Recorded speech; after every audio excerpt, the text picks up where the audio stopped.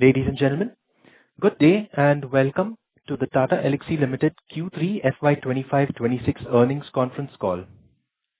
As a reminder, all participant lines will be in the listen-only mode, and there will be an opportunity for you to ask questions after the presentation concludes. Should you need assistance during this conference, please signal an operator by pressing star and then 0 on your touchtone phone. Please note that this conference is being recorded. I now hand the conference over to Mr. Shashank Ganesh from E&Y.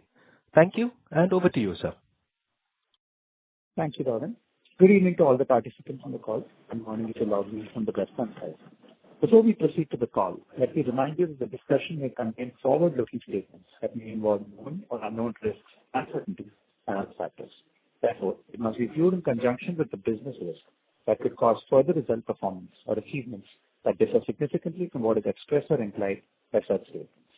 To take us through the results and answer your questions today, we have the senior management of Tata Elxsi, represented by Mr. Manoj Raghavan, Managing Director and CEO, Mr. Nitin Pai, Chief Marketing and Chief Strategy Officer, Mr. Gaurav Bajaj, Chief Financial Officer, and Ms. Sneha V, Company Secretary.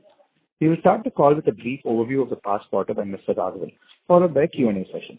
We would appreciate your cooperation in restricting yourself to 2 questions to allow participants an opportunity to interact. If you have any further questions, you may join the queue and we will be happy to respond to them as time permits. With that, I would like to hand over the call to Mr. Manoj Raghavan. Over to you, Manoj. Thank you, Shashank. A very good evening to all of you joining today for the Q3 26 investor call. At the outset, let me wish you all a healthy, happy and prosperous New Year 2026. I'm happy to share with you that in the third quarter of FY26, Tata Elxsi delivered a healthy performance, growing 3.2% on a constant currency basis over the previous quarter. This was largely volume-led, resulting in better utilization and operating margins. Our transportation business, which now accounts for more than 55% of our overall revenue, grew 7.7% quarter-on-quarter.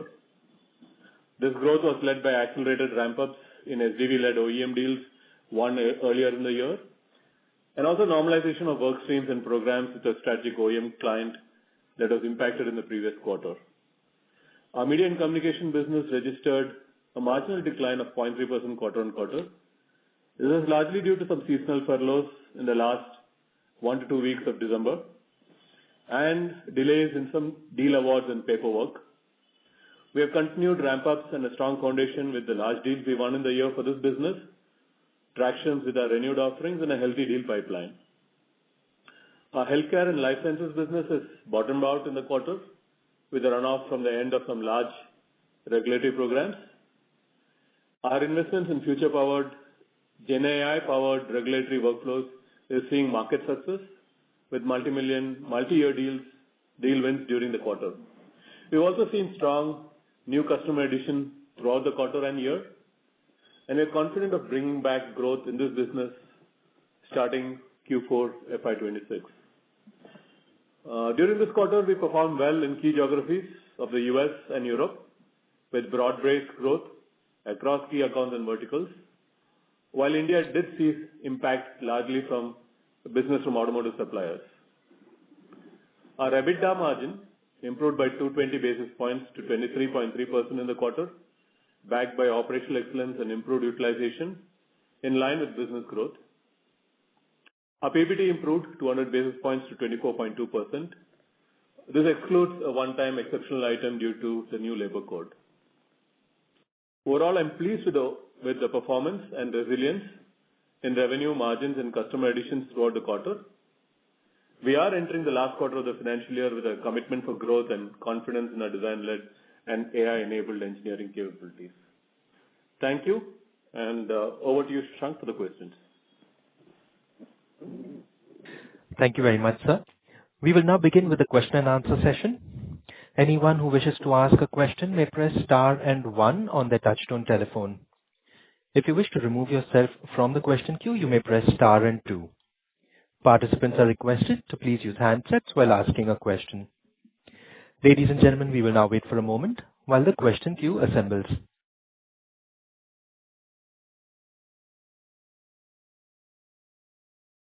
Our first question is from the line of Bhavik Mehta from JP Morgan. Please go ahead. Hi, thank you. A couple of questions. Firstly, on the auto vertical, obviously the growth was very strong this time, mainly because of ramp up of the previously won deal. But how should we think about the momentum sustaining going forward based on the pipeline you see currently and, the conversations you're having with the OEM clients? Yeah. So Bhavik, yeah, thanks. I think we've been working really hard on, building the momentum in the automotive, industry. So the good part is, yes, a lot of things came together this quarter, and we were able to show the strong growth. It's not just, of course, automotive customers or automotive OEMs. We have been able to, leverage on the large deals that we have won and really accelerate some of the deployments. At the same time, we've also, really, opened up some off-road and, adjacency, businesses for us. That has also helped us in the quarter. So I think, we definitely, expect, steady growth, moving forward. We're really looking to see an accelerated momentum in the next financial year for the transportation business for us. I think we are working hard, and we're pretty confident that, look, we will be able to, have a, sustainable growth for us in the coming financial year. Okay. Got it. That's helpful. Secondly, just on the margins, Gaurav, can you just highlight what are the utilization levels we're operating at right now and, where this can go with growth momentum sustained in auto as well as if growth comes back in telecoms and healthcare? I'm trying to understand where can the margins go back to in the next few quarters. Sure, Bhavik. Hi. I think on this quarter, we got a 35 basis point kind of benefit from the exchange. I think our operating leverage has been improving, including the utilization that we have been speaking in the last few quarters that, once the revenues start to go, demand comes back, the utilization will start to improve because we have the installed capacity, which we don't need to, augment further. So that is, coming into the play and, helping us in our bottom line. We almost got 200 basis point kind of uplift from the, operating leverage, including utilization point. And other expenses also continues to be cautious, cost discipline, behavior that we are driving within the organization, leading to another 80-85 basis point kind of, margin upliftment. Same, if you add all the positives, it comes to almost 310 basis points. And with that, we also have a, wage hike done for our junior to mid staff, during the quarter, which has a compensating impact of 110 basis points, which makes, almost 200 to 210 basis point of a positive movement in the bottom line. Having said that, I think, we continue to drive, the operating model in terms of how we used to do it in the past. We believe there is a still scope and runway to improve our utilization further as we see the demand coming back in the, in the subsequent quarter. Hopefully, I think I cannot commit in the short to mid term, but we are very positive that we can go back to the margins that we used to, operate at maybe by the exit of the next year. But I think everything seems to be, positive. We are confident that we will be able to move back to that trajectory where Tata Elxsi used to operate. Okay. Thank you. Thank you. Our next question is from the line of Debashish Mazumdar from Swan Investments. Please go ahead. Hi, good evening to the management team and very good quarter. Congrats on that. So I have a question on the transportation vertical, the 7.3% kind of growth that we are seeing quarter on quarter. Can we get a qualitative breakup that how much is because of the anchor customer coming back and how much is because of the growth in the other customer, and what kind of growth you are seeing from the ramp up of the recently won deals? Yeah. So, there are multiple factors as I discussed in the earlier question, right? Of course, it is, the ramp ups of the, large deals that we have won. Of course, as we reported in the last quarter, we had one of our customers had an issue, and in this quarter, we had some accelerated, ramp up of the deals that really were put off from the previous quarter, right? That actually has also helped us. And apart from that, we have, growth from our adjacency business. So I would say all three of that put together has really helped us to show this, good growth for the automotive sector. And I think, and that's the confidence that we have that look moving forward and moving to the next financial year, we believe we are on the right trajectory, and we should be able to leverage the capabilities that we have built, the teams that we have built, the sort of investments we have made in our platforms and products. I think all of this gives us the confidence that look, automotive should really help us accelerate our growth rate in the next financial year. Nitin, if I just a follow-up, if I just connect your transportation growth and Europe growth and top 5 customer growth, it seems to be a large part of the delta in this quarter-on-quarter 7.3% growth is driven by the anchor customer. So is my understanding correct, or it is equally distributed between the three segments that you have just explained? If you look at the top 5 or the top 10 accounts and so on, what we've also been seeing is that we have seen a lot more automotive customers come into that band, right? Especially because of some of the large deals that we have won and how we have been, accelerating. So yes, I think it's a combination of, multiple of these large wins that are really accelerating our top 5 and top 10 customer base. Okay. And YOY, the transportation vertical is still not back to the previous levels. So is my anchor customer is back to the earlier trajectory, or it is still like 1 or 2 quarter away? Sorry, what was the second part of your question? So my anchor customer is back to the previous run rate, or it is still 1 or 2 quarter away? I know we are still not up to the previous run rate. So still, as you rightly said, we have maybe a quarter or so more catch up to happen, quarter or two, as you rightly said.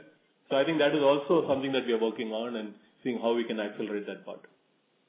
Sure. One last question, if I may. If you see the geographical performance between Europe and rest of the world, it seems to be the 2 new OEMs that you have one out of Europe and one out of Japan. The Europe customer has kind of fired up. The Japan customer is still not fired up. Is my understanding correct? And if that is the case, if you can give me some trajectory of these 2 new OEMs that you have won recently. So you're right. I think the European customers, we've been able to ramp up. The Japan customers, actually, we have ramped up the previous quarter. So in that, it's not as if that customer has not ramped up. We've already ramped up. And I think we are at a phase of consolidation, and we will, eventually moving forward, there will be, additional activities that we'll get involved in, right? So we can't look at it from a 1 quarter perspective. Sure. Understood. Thank you very much for answering my questions. Thank you. The next question is from the line of Vimal Jamnadas Gohil from Alchemy Capital Management Private Limited. Please go ahead. Yeah, thank you for the opportunity, and team, great comeback, especially in the automotive vertical. We just wanted to get a sense, sir, on you mentioned a lot of factors that have contributed to this revival. What's the sense on macros? Are we seeing receding headwinds, or has the performance been up to the mark despite the headwinds still being what they were in the past year that we see? So I think at a very, very high level, macro level, headwinds are still there, right, from an industry perspective. But the good part is, look, our value proposition stands out very strongly. And, that gives, especially customers in Europe and US and Japan, right, to really look at, hey, Tata Elxsi provides the sort of best, value from a best cost country location and, proven offshoring capabilities and, ability to execute large complex programs and so on. So I think all of that, is really helping us, navigate, times are still tough, right, out there in these markets. But I think that gives us the confidence and our customers the confidence that, look, this is the right step to take. Understood. And sir, Manoj, on healthcare and media and comms, how should we look at these 2 verticals going forward? Your commentary suggests that growth might be on its way starting Q4, Q1. should we look at a similar trajectory what transportation is delivered, or will it still take some time?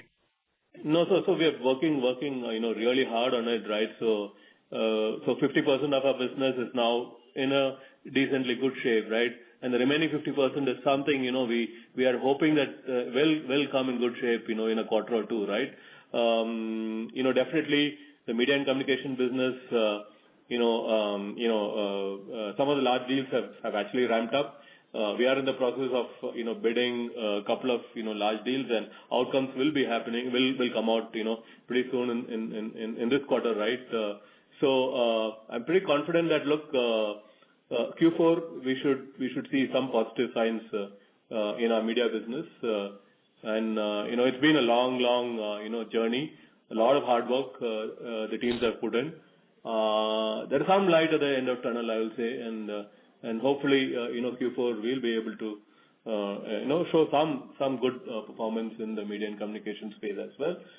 Healthcare, again, healthcare is something that we're really working hard, and I think we're bottomed out in this business in Q3, and hopefully, right, the turnaround will again happen from Q4 onwards. Definitely, from a next financial year perspective, we are definitely focusing on both of this business also to accelerate, right? So that's what we are working on, and I think we have a good, clear oversight of, clear line of sight of where both of these businesses are heading to. And I think I'm pretty optimistic in the midterm, at least in the midterm, right, that we will be able to turn around both of these businesses. Great to hear that, Manoj. Just one question on hiring. So how do we look at, so in this particular quarter, Gaurav, if you can just quantify or maybe give a qualitative comment on how much of margin improvement or has happened because of the headcount rationalization that we've seen. And given the fact that we are now seeing growth ramping up, do we see hiring coming back into positive trajectory, and will that offset some of the gains that we've seen in terms of margin gains? Yeah. So, Vimal, I think I answered that in the previous question asked by Bhavik. I think this quarter we have an operating leverage of about 200 basis points, into our bottom line. And we still have a little bit more scope to, improve our utilization from here on. And I think the future model itself should not be revenue tagged to the headcount. That should not be the proportionate or the linear way of looking the revenue to the headcount. I think that model is undergoing a change, and we are very cautious, and we are looking in terms of the productivity of whole, including the AI kind of a productivity into our business models. So I think that we'll continue to work on those models, and giving when the headcount will increase, I think we will take approach where we need the people, the specific skill set are required, niche expertise are required. We will very calibrated hiring we will do from here onwards, and depending upon the demand, we will see how many people have to be brought in. But I think going forward, our methodology would be to calibrate the demand, the supply, and then what would be the most optimal model to continue to deliver on a almost towards 80% utilization. Yeah. So just to add there, I think we still have leverage from improving our utilization. So I think it's a quarter or two away before we really, I mean, of course, we'll start thinking of hiring and so on, and we would do it in low numbers, right, especially to meet certain specific customer requirements and so on.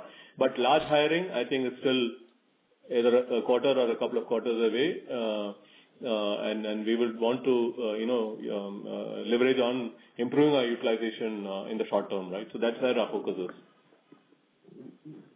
Perfect. Gentlemen, congratulations once again, and best wishes for the quarter. Thank you. Thank you. Thank you. Our next question is from the line of Amit Chandra from HDFC Securities. Please go ahead. Yes, sir. Thanks for the opportunity. So my question is on the transportation vertical. Obviously, we have seen very healthy recovery. But in this recovery, all the deals that we have won has been fully ramped up, or we can see some more ramp up in the coming quarters. And also in terms of the the top OEMs in the Europe and the US region, how you are seeing the spending patterns, in terms of, in terms of recovery, in terms of their discretionary spends and in terms of decision making? And, if you can provide some color on that, how this has changed maybe a quarter back.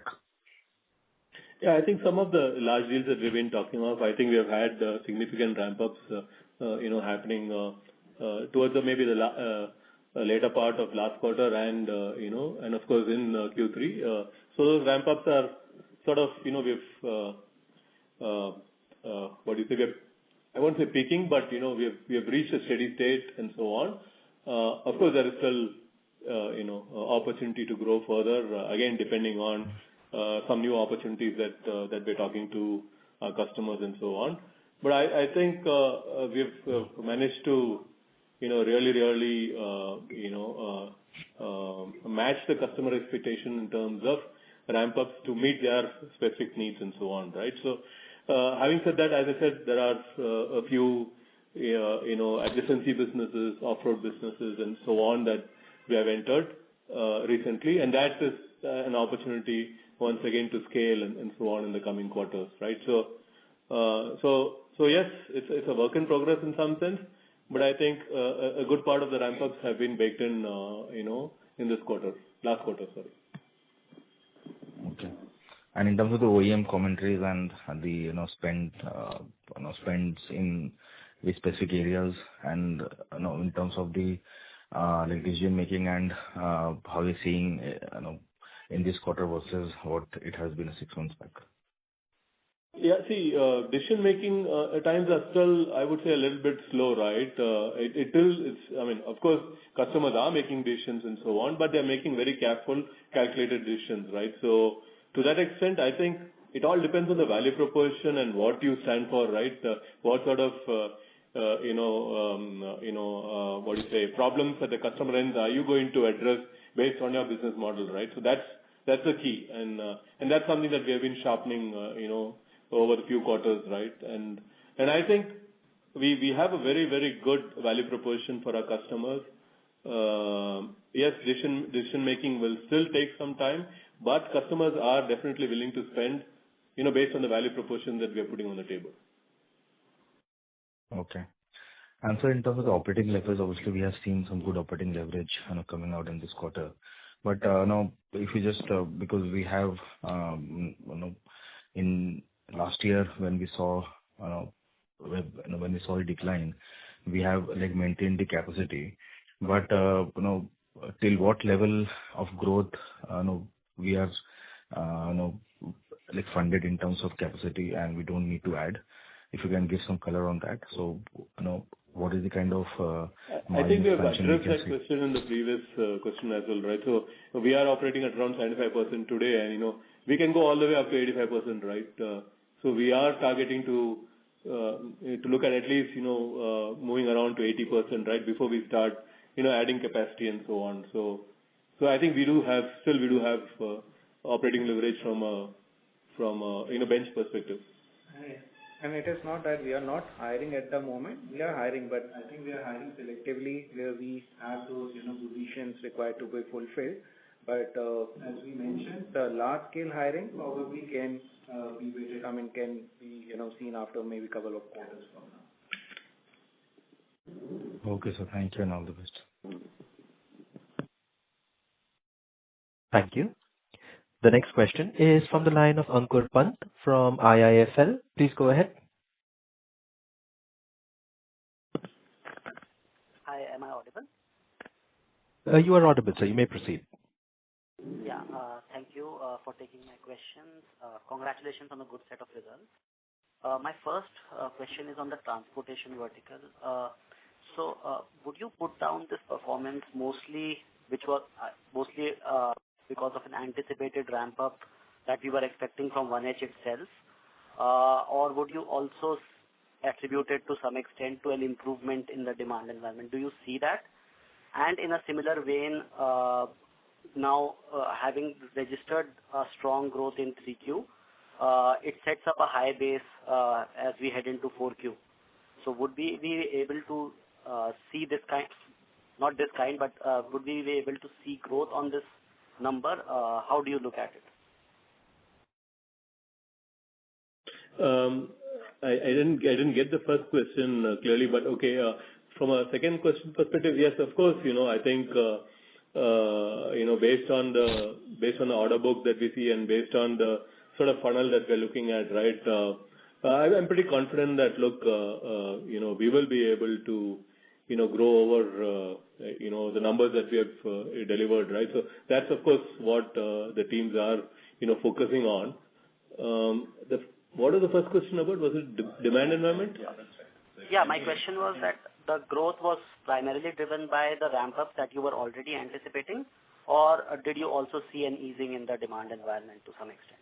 It's both, right? I think, of course, we were able to successfully ramp up some of the deals that we have closed, and that was really, and also, we pulled down, as you know, right, we had an issue in one of our customers, and that really, there were a lot of pent-up demand, which we really pulled in this quarter, in the last quarter, right? And that also helped us to really accelerate in the quarter.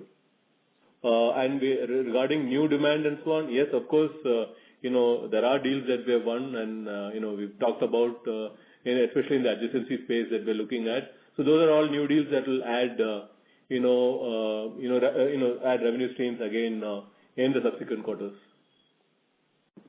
Sure, thank you. And my other question is on utilization. Now, it's an important margin lever going forward, but given that we work in three different verticals, with not a lot of fungibility between employees, you ideally would need even the media and communication growth to pick up before you can actually move utilization to north of 80%. So is it possible to move it upwards to 80-85% without a proper recovery in the media and communication vertical? That's what we talked about, right? We are hoping that both media and communication and healthcare, which contributes, whatever, 45-50% of our revenues, right? That is something that we are very confident that we should be able to recover, and we've been working over the past few quarters, I would say, in terms of new customer outreaches and some large opportunities that we have placed our bids, right? And we strongly believe that, look, some of that will turn around in this quarter, in Q4, and that will also help us, accelerate or, I would say, improve our utilization. So it's not just only automotive business. It is both media and communication and healthcare, which is going to help us achieve a better utilization. So definitely. And my final question is, in 1Q, you had guided for, not guided for, but you had aspirations of a double-digit growth in both transportation and healthcare vertical heading into FY27. Does that remain intact and for the overall organization? Yeah, so that is the aspiration from our next financial year perspective, if I understood your question right. So that is what our internal planning, and that's what we are aiming for.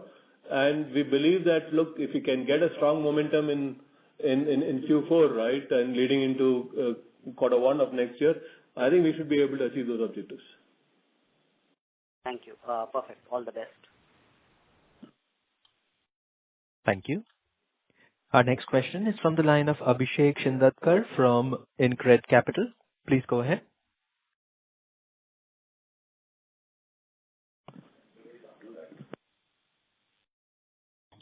Abhishek Shindatkar, your line has been unmuted. You may proceed. Yeah, hi. Can you hear me? You are audible, sir. Yes. Yeah, thank you. Thanks for the opportunity and congratulations on a great quarter. The first question is on the media business. If I heard you correctly, did you mention that part of 50% of the business has recovered and you are hoping for the recovery in the balance? Is that comment related to one of the larger accounts? And if yes, any status in terms of bottoming out of challenges in that account? That's first. And the second, to Gaurav sir, you mentioned the wage hike impact for juniors in this quarter.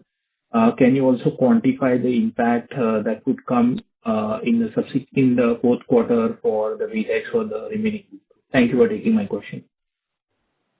Yeah, so if I understood your question correctly, you're talking of the media and communication business, and you're talking of the, what challenges in the top account, right? I don't think we have any challenges there in that account. In fact, that has been growing, pretty well. The confidence is from, a number of other, customer outreaches or a number of other bids that we are placing, right? We strongly believe that, look, a few of them will come to a closure in this quarter, and that will sort of start the sort of recovery for our, media and communication business. Healthcare business as well, we have a similar sort of a situation, and, we definitely want to get both of these businesses also on a growth path as we enter the next financial year. So that's what we're focusing on. Regarding, Yeah, Abhishek, on your second question, we already did for a junior to mid staff, which covers almost 2/3 of the organization. For the balance that will happen, in this quarter, current quarter, quarter four. So you can expect, the impact for that would be lower compared to, what we have in the quarter three. Maybe probably, 60-70% of that will be. That is helpful. And just to follow up on, the answer. Sir, if we look at the increase in the revenue by contract mix type and also see the recovery in utilization and the recovery in the top account, is it fair to assume that, in many, let's say in large accounts of each of the three verticals, primarily our mix is towards time and material? No, it's a combination, right? It's not that all the large accounts are time and material. A lot of them are fixed bid and outcome based, projects as well. So it's a combination. Perfect. Thank you for taking my question, and best wishes for the rest of the year. Thank you. Our next question is from the line of Karan Uppal from Phillip Capital India. Please go ahead. Yeah, thanks for the opportunity. Just a few questions on the transportation vertical. Sir, you mentioned about normalization of spends going ahead. Just wanted to pick your brain around the areas which you are seeing good traction in, be it hybrids, EVs, ADAS, connected. If you can share some thoughts there. And in the pipeline, are you seeing large programs on the SDV front? So a lot of the growth that we're seeing is primarily coming from our SDV, the closures that we've had on the SDV side, right? So of course, as you know, we also have our own SDV suite called Avenir, and that is also bringing in a lot of traction for us. Apart from that, of course, electrification is another large play that we see, both BEVs and hybrid platforms. So new platform development is something definitely we are seeing. ADAS, of course, continues to have traction. So these are the, I would say, top three areas that really are pushing our automotive. Of course, the connected car, platform and the applications around it is also another area that we see a lot of traction moving forward. Okay. Thanks for that. Second thing is, for the outlook for this automotive business, is it broad-based across your, let's say, top 10 to 15 accounts, or is it more concentrated between, let's say, 2 to 5 accounts where, you are seeing deal ramp-ups? I would say it's more in the, top, 5 to 10 accounts, right? That's where we are seeing the ramp-up, and these are happening across the geographies. It's not limited to any one geography. So that's positive for us because we are de-risking ourselves from geography-dependent, situation as well. Perfect. Thanks a lot, sir, and all the best. Thank you. Our next question is from the line of Sukriti Patil from Eyesight Fintrade Private Limited. Please go ahead. Good evening to the team, and congratulations on the quarter. My question is, with Tata Elxsi's focus on design-led technology and recent partnerships in automotive and media, how do you see client conversion evolving Are they shifting from cost efficiency to co-innovation? What should the stakeholders expect as the defining theme from your leadership in this space? Yeah, thanks. That's my first question. I'll ask a follow-up question after. Sorry, if you just repeat that point, please. This is Nitin here. I will take that, but I didn't hear the second part clearly.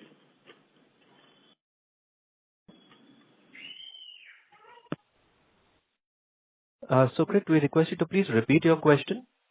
Yeah. Okay.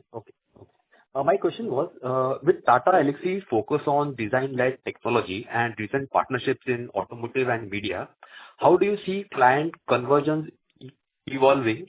Are they shifting from cost efficiency to co-innovation module? What should the stakeholders expect as the defining theme from your leadership in this phase? Yeah, I think just to clarify, I think the two are not exclusive in the sense that they tend to run together. I think in both industries, there has been extremely strong pressure on bottom line, especially because your top lines are not growing too well. Market share is not going to be climbing, given the competition, for example, in the automotive space from the Chinese and so on. So there's a clear mandate that, look, whatever you do, you'll have excellent technology, but at the same time, you'll have to deliver on cost. So I think in that sense, whether it's the media and communication vertical, which has seen that pressure on the top line from quite some time now, and therefore the cost takeout and the bottom line improvement has been a focus for some time now, I think you're finding this need to find the right partners delivering from West Coast country, but delivering outcomes and results rather than just delivering headcount. I believe that is really what will carry us forward. Okay, thanks. My second question is to Mr. Bajaj. On the financial side, speaking beyond margins, how are you thinking about capital allocation in this phase, like balancing dividends or investment in automotive innovation centers or any digital partnerships down the line? Do you see scope for a shift in capital deployment over the next 1 to 2 years? I think we have been, discussing internally, within the organization management and also along with the board. Of course, there are certain plans that has been, put into the place, and we have been, tracking on those plans. At the appropriate time, I think we will let you know in terms of, any outcome or change in the capital allocation approach from our side. Probably we announced in terms during the quarter 4 year end in terms of during our AGM in terms of what would be the the distribution that we do. But there are some strategy internally that has been discussed. Probably I think we may not be able to disclose at this moment of time, but at the appropriate time you would get to know what kind of a plans and what are we thinking about that. Fair enough.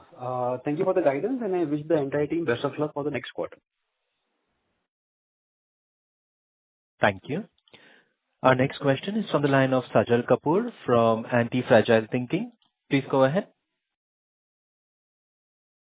Yeah, hi. Thanks for taking my questions. Can you name a commercially successful idea that initially looked, unbelievable or irrational, but it became commercially successful thereafter? Sorry, we couldn't get the context of your question.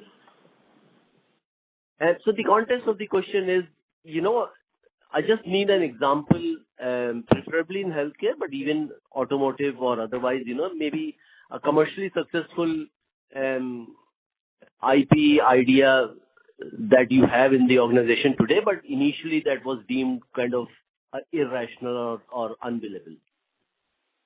Yeah, so any example? Yeah, so I strongly believe and I hope that as an engineering company, we are quite rational. So to that extent, there's very little that we do that is irrational. But having said that, if you look at it, most of the bets that we've taken in products and platforms are future-looking.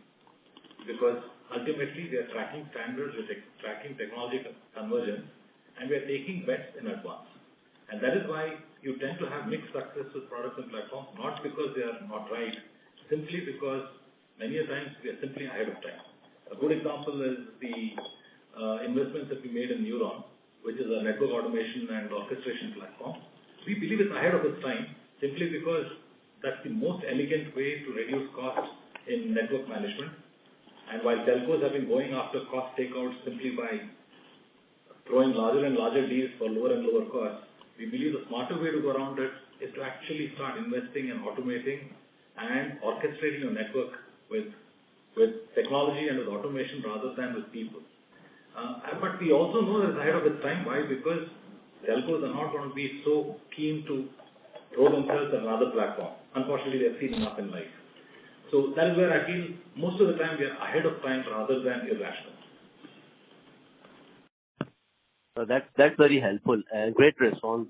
Thank you for that. And my second and last question is, there is always some sort of a tension between creativity and delivery discipline. So when creativity conflicts with delivery discipline, which one loses and why? So I think this is, in many ways, two sides of the coin. The tension between creativity and discipline or engineering, I think is a good tension to have. And I can tell you this from my own experience as a designer. We always used to have this debate when we were young as to which designers are better. Were the ones that came from IDC, IIT Bombay better because they had an engineering degree first? Or was it the folks who came from NID because they were pure creativity? They were not schooled in engineering. Opinion is divided, but I still believe that when you're schooled in engineering, the concepts that you come out with are a lot more manufacturable, feasible, productizable. Pure creativity at times is great for the heart, but doesn't work for the mind. Yeah, you mean so engineering, the practicalities and the scale up and the actual commercial viability is far more important than just having, plain on paper kind of a creativity. Is that, if I understood it correctly? Absolutely. Anytime. Because that's the whole basis of industrial design. Thank you that's so the much. whole basis of the manufacturing world. That it has to be realizable. Yeah. Otherwise, it just becomes luxury art. Absolutely. It does. Thank you so much for all the responses. Wish you all the very best. Thank you. Thank you. Thank you. Our next question is from the line of Rishi Modi from RDM Advisory LLP. Please go ahead. Yeah. Hi, guys. I'm new to the company, so excuse my naivety if any. On the healthcare front, we had seen a disruption in the past on the regulatory extension being given in Europe, which, if I'm correct, it ends in 2026. So do you expect any sort of a pent-up, demand on that regulatory front coming for you in the coming year? No, I don't think there is as a pent-up demand. In fact, the regulatory piece of our business is, over a period of time really, gradually, coming down. In fact, what is happening is we are moving all that regulatory, the sort of manual regulatory effort to more AI-based, digital sort of, focus. And I think we have been able to successfully, move there. So I don't think there will be a pent-up demand per se, but we are hoping that using AI, Gen AI, and so on will really help capture a larger piece of work that otherwise would have to be done manually and so on. So that could be some sort of acceleration based on the digital technologies that we bring in, but it's not due to the runoff in 2026 and so on. Okay, understood. Secondly, I wanted to understand our rationale on the defense business. In the past, you were a bit non-committal. I'm talking about 5-6 years back when you said that there's a receivables issue in the industry plus some export issues to the US. So what has changed for us in maybe the industry or in our view or in our working, which is now making us commit to the defense aerospace industry?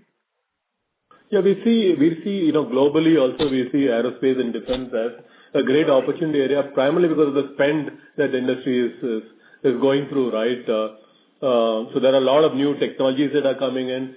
There is UAVs and drones and, warfare is changing. There is, also commercial applications of many of this in air taxis and so on. So what we see today is, a lot more technology coming in, a lot more, technologies like electrification coming in a big way. So of course there are challenges with, cycle times for the deals and if you're doing defense sort of, projects, especially in the US, you need to be ITAR compliant and so on. So there are still some of the challenges that we need to address. But otherwise, I think fantastic amount of, opportunities exist, especially in India, the sort of, both, DRDO and, labs and companies like HAL and of course, a lot of, global companies, right, who have set up their, capability centers in India, in Bangalore and so on. So that also, opens up a lot of, good opportunities for companies like us, right? So I think we are doubling down our focus on the, aerospace and defense segment, and we have done some fantastic work in this space. So credibility is there, capability is being built. Now really we need to see how to have some commercial success. So that's something that we're working on. And Manoj, do you think this will be an ROCE accretive? Like, will the margins compensate for the receivable cycle? Yeah, it's still early days. It's still early days. I think if we look at the overseas market, I don't see any concerns on either profitability or payments and receivables and so on, right? I don't see any. But yeah, if you really only focus on the defense segment in India, then yeah, we do have some tweaks in our business model that we need to take care of. But otherwise, I think it's a great business, and especially the type of opportunities that we see in India, it's a great opportunity to build capabilities and then really explore the same globally, right? So I think it's a great opportunity. That's great to hear. Finally, just a quick one on the non-PV transportation, which is the off-highway construction equipment railway that we had entered into. We'd guided for 20% of our transportation revenue coming from this segment in, I think, we'd guided for 3 years back then, but I think we've overshot. But just wanted to understand, where are we in that journey? Are we still tracking that 20%, and when can it be achieved? Yeah, we are still tracking that 20%, right? So I think today we are about 7.5 or 8% is where we are today. So I think there's an opportunity in the next couple of years or 3 years to really look at 20%. The difference this time is that we really have some good logos that we have opened up and good opportunity in this space, and the spend in this industry is also growing, right? So I think that's positive for us. So we are at that point where we have a right to win that business. Like, we've gone through that in phase where we've established ourselves, and do you think like this adds up to our revenue in the next couple of years and we get to that 20, like an extra 5-10%? That's what we hope for. Of course, it's a smaller market as compared to the automotive market. So to that extent, we need to be a little careful, but I think the opportunity exists. All right. Great. That's good to hear. I'll come back in the queue for a more conceptual question, but if there are others, you all can go ahead. Thank you. Our next question is from the line of Sulabh Govila from Morgan Stanley. Please go ahead. Yeah, hi. Am I audible? You are audible, sir. You may proceed. Yeah, thanks for taking my question, and congrats on a good set of results. I had a couple of questions. So first is with respect to growth in the near term. I just wanted to understand. I just want to check my understanding if that is correct. So what we spoke about from a 4Q perspective or a near-term perspective is that we are expecting a recovery in both media and healthcare verticals versus what we did in the third quarter. And even in the transportation vertical, while the SDV deals are largely in the steady state, the top account still has to return to the peak run rate, and there are other deals in adjacencies which are ramping up. So should it 4Q is similar to better than 3Q from a growth perspective? I mean, I'm just trying to understand, is there anything we should keep in mind which can change that trajectory as we enter into 4Q? No, we don't want to give any indicator at this point in time, right? So we don't do that. But we've talked about, and you have rightly paraphrased all what we talked about, right? So I think your analysis is perfect. Sure. Thank you. And the second question is on the utilization bit. So in the past, we've always talked about reaching a peak utilization rate of 80% odd. While today, it may be the first time we ever spoke about potentially reaching our 85% levels. So just trying to understand, is there anything which has changed structurally for you in the delivery organization, from a workflow automation perspective, which is changing this thought process on the utilization levels? If I may, I think, and if you can hear me, Sulabh, this is Nitin here. I think historically we have hit 85-86% at the peak of our growth. It's just that at that time we did not have all the benefits that come from what you have now as tools and technologies. So technically at that time we felt a little constrained that look, 85-86% kind of stretches a little too much and we don't have enough room to maneuver. I think given the context that we are in today and the kind of work that we're doing and the kind of investments we're making with AI and Gen AI, that stretch is not as tight as it was before. So 85 feels comfortable.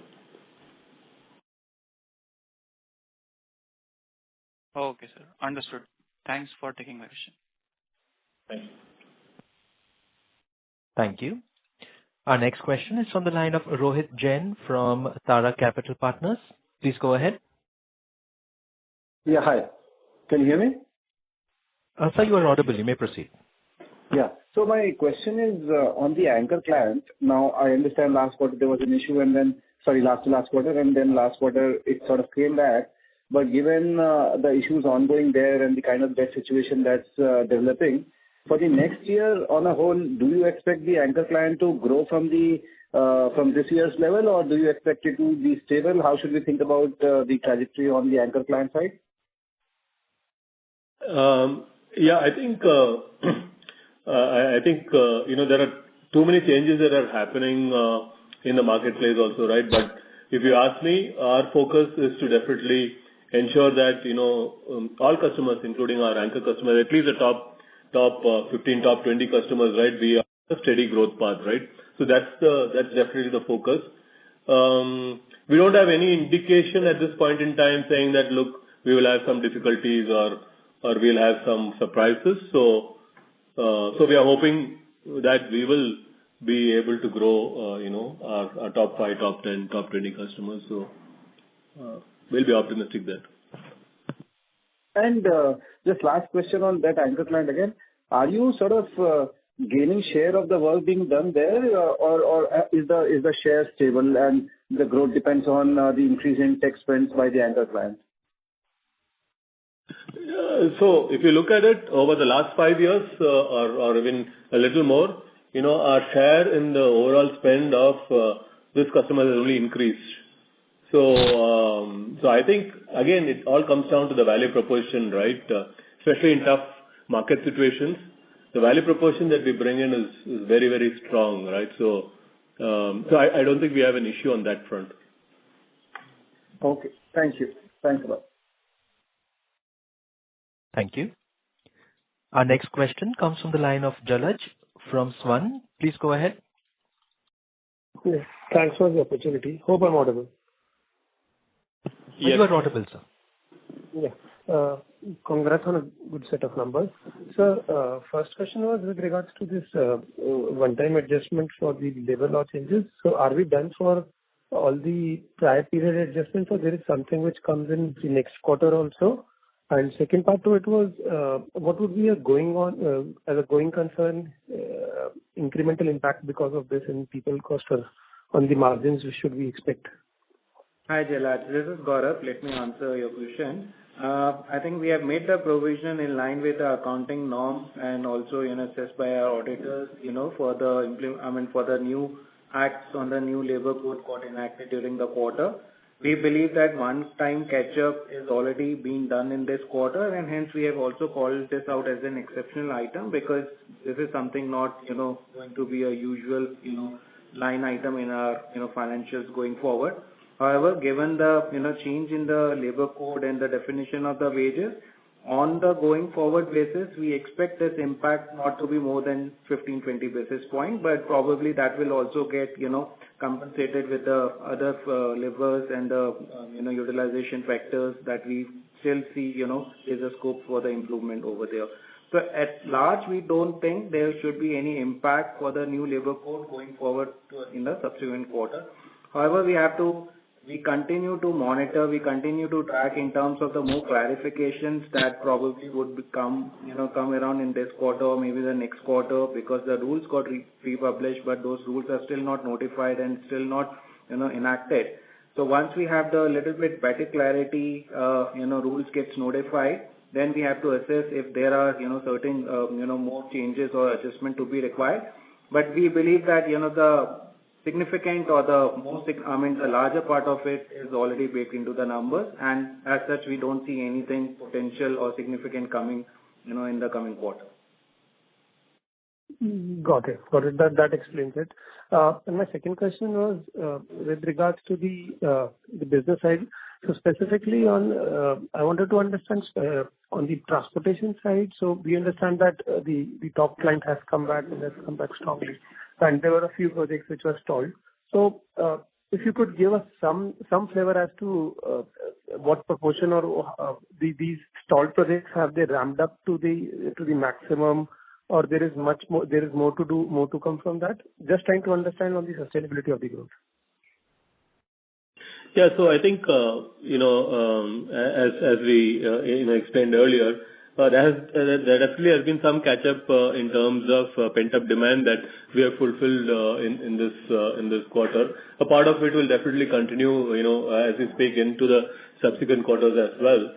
But again, the focus is, for us is to really look at the larger basket of customers, our top 5, top 10 customers, and see how we can, ensure growth, across these customers as well, right? So I think that's where we are. We are over a period of time, constantly trying to diversify our concentration risk, if you may, in some sense.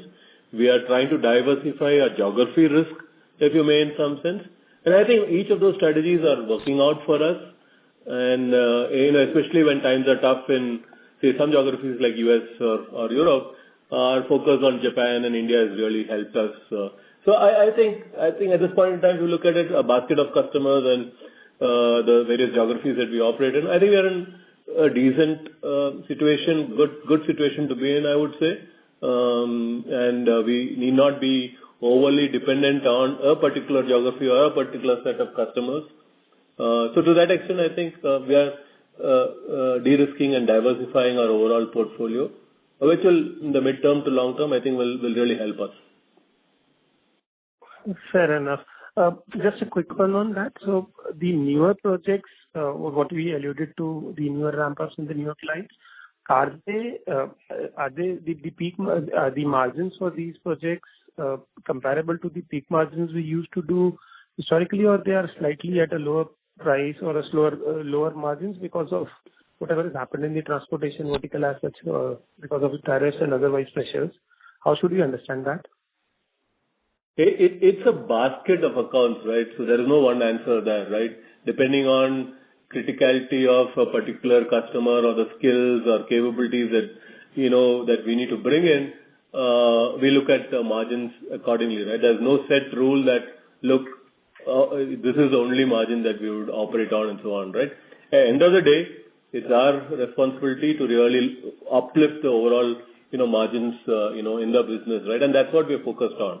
How we do it, we take a portfolio approach, or how we do it is entirely dependent on, what do we see in the marketplace, what skills do we need to bring in, and what value are we creating to those customers, right? Based on that, we would really, price in the deals, and, the margin movement will be according to that.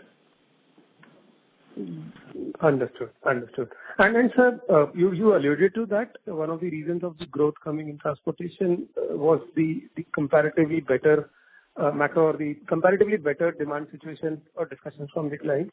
So how should we understand that over the past 2-3 quarters, has there been any improvement in the demand scenario or discussions at least, have the clients started to talk about signing newer deals or discussions? Because I understand newer launches or a complete portfolio was postponed by a few quarters to a few years for a lot of clients or OEMs. Yeah, no, I think for us, yeah. From an automotive perspective, we've already indicated that yes, there are discussions happening, there are new deals, new discussions, new customer additions, and all of that is happening, right? We are hoping that both in both media and communication as well as healthcare, we will be able to turn around that business, right? And our focus is to really get back all the three businesses of ours to a growth situation, which will give us a lot of leverage, from an investment perspective, from a growth perspective, from a utilization perspective, from a return to higher profitability perspective. So there are a number of things that we are really focused on, and I think in the next 2 quarters you will see a trajectory or a trend, right, that will give you an indication in terms of where this is moving. Got it. Thanks for the answers. Best of luck. Thank you. Ladies and gentlemen, we will take that as our last question for today. I would now like to hand the conference over to the management for closing comments. Over to you, sirs. Thank you to all the investors who dialed in, today evening. We really look forward to having a more detailed conversations, and towards the end of the next quarter, we are really confident that we have done a number of things right. We have done a number of investments right. Now, how do we leverage that, and how do we move that into revenue growth and profitability growth? That's what the team is really focused on. Thank you so much, and look forward to interacting with you again in the next investor call. Thank you. On behalf of Tata Elxsi Limited, that concludes this conference. Thank you all for joining us. You may now disconnect your lines. If you found this video helpful, please like, share and subscribe to Concall India for latest upcoming Concall.